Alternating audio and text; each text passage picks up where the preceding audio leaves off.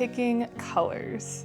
When I was a beginner DIYer, I ran into so many issues picking colors. I felt like I had 100 different samples, no idea which way to go, and when I finally put the color on the wall, I almost always hated it. But over the years, I have developed a system that I think works really well, and I want to share that with you today. I am not a designer, I'm just a girl who wants a pretty house and has had to go through trial and error to try to figure out how to make that happen. So let's get right into it.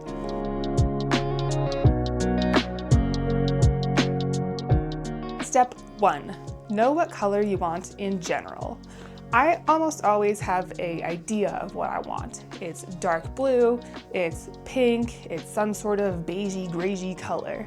But if you don't know what color you want for your room, that's okay, don't freak out. The first place I always start is on Pinterest, and I like to collect Pinterest boards, pins, all that stuff for the different areas of my house and the general look and feel I want my house to have. So here's a scroll through of my Pinterest board. I'm kind of like a mountain, lodge, beach, French country sort of style, but it's totally okay if you like something different. And what you want to do is just search for things you love and put them all together in a board. And then you can start to build that out into different rooms and different looks that you like. For example, this is part of my basement that I really love and want to renovate some number of years in the future. And I'm just picking the pins that I like and that vibe with me. I'm not really thinking about color at this point. I'm just looking for what's that feel that I really want. And then when you've narrowed it down for the room and you have that board that you really like everything in, you can start to look at what are the different colors of things. This is applicable for more than just paint color. Look at what color is the furniture, what color are the cabinets, what color is the flooring, and the wall color.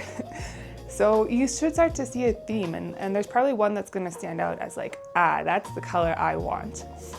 So in this step 1, picking a general color you want, not only do I want you to say pink, blue, red, whatever it is, I also want you to decide 3 things.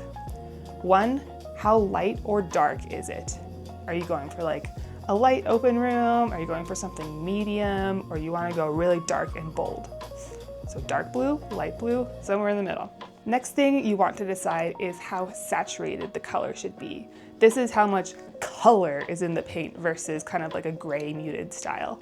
So do you want something really vibrant and bold? Do you want it to be just a little hint of color, something muted and subtle, or somewhere in the middle? Finally, I'd love for you to know if you want a warm tone, a neutral tone, or a cool tone. But when you're shopping in the range of a color, even a color like blue that is cool, you can have warmer shades, cooler shades, neutral shades. It helps you narrow down in that specific subset of blue which one you're actually looking for. So a cooler blue would have an amount of teal in it, a warmer blue would have some more purple in it. Okay, so you know what color you're looking for. Let's move on to step number 2, which is researching color names in the brand of your choice. This step is where you start hitting the blogs and the internet and anywhere you can find online for what is the best dark blue out there.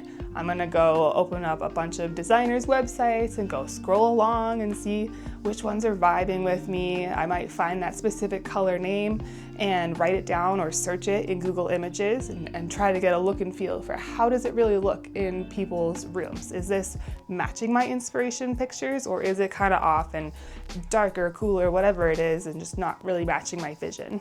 Pinterest, again, is also a great place. If you have a specific name like Sherwin Williams cyberspace, you can go type that into Pinterest and again, see what it looks like in real people's rooms painted out. Pinterest also leads to blog posts, so you kind of start having 100 different tabs open and you're just trying to make a list of all the colors that you're interested in and that seem like a potential good fit for you. Now, I personally love the Sherwin Williams color system. That does not mean you need to buy Sherwin Williams paint, but the way that they've organized their colors in the fan deck and different strips really makes sense to me and helps me coordinate colors. So I'm gonna share that with you today. And did you know you can actually walk into any Sherwin Williams and just get their fan deck? You can just ask for it and they will give it to you. This whole thing is also available online too. But one of my favorite things about this fan deck is Each strip often has the same color, just in different tints and shades, which is the lightness and darkness essentially. So I could say, I really like this one, but I want it to be darker.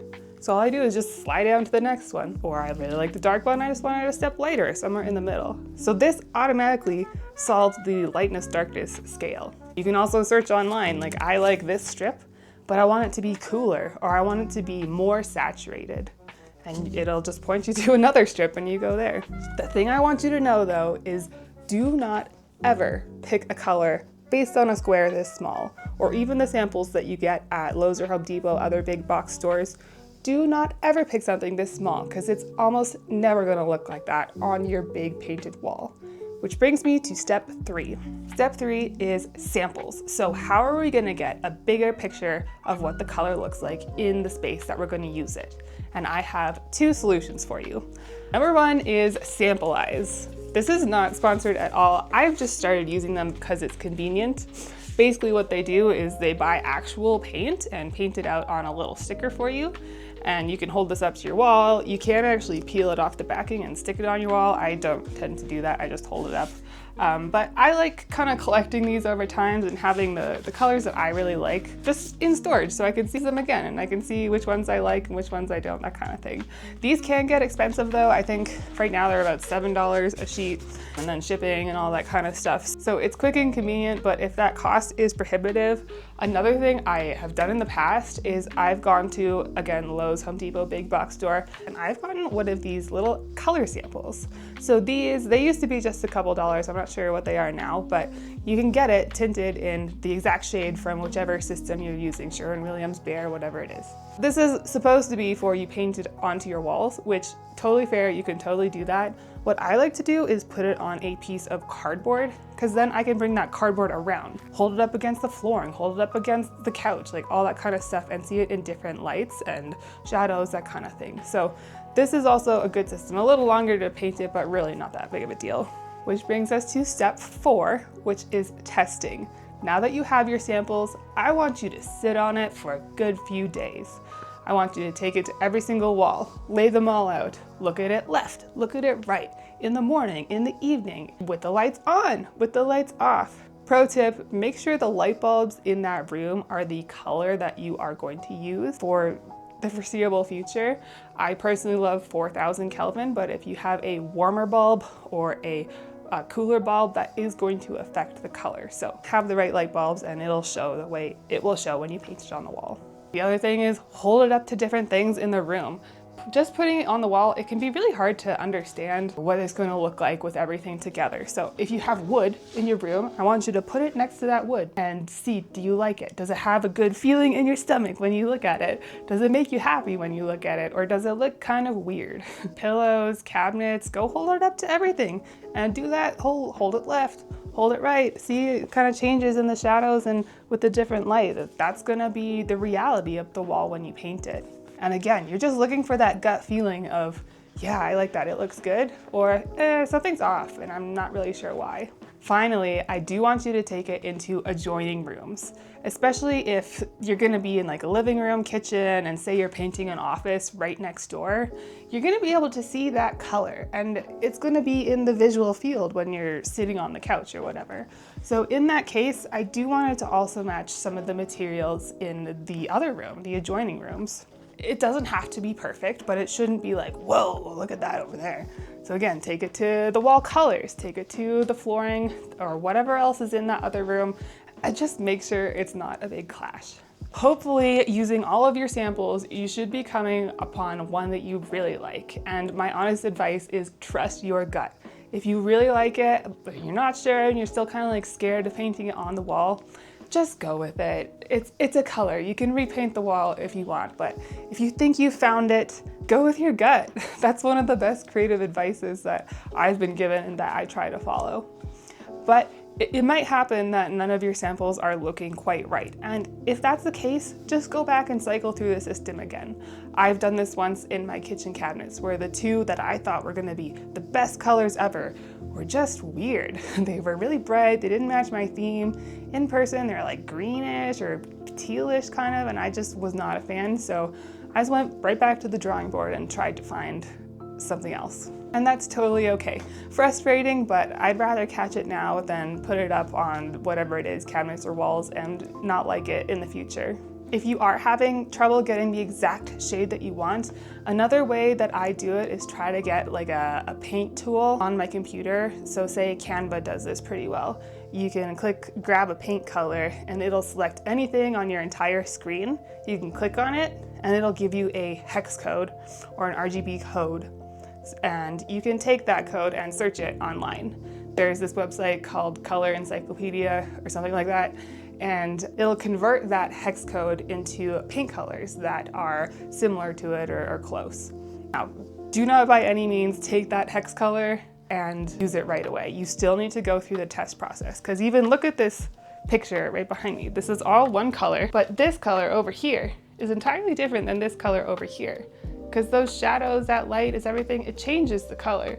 So you can get wildly different results doing that, but I find it does help nail down that cool, warm tone sort of thing. And congrats! If you have made it to this stage, then you have picked your color and you're ready to paint.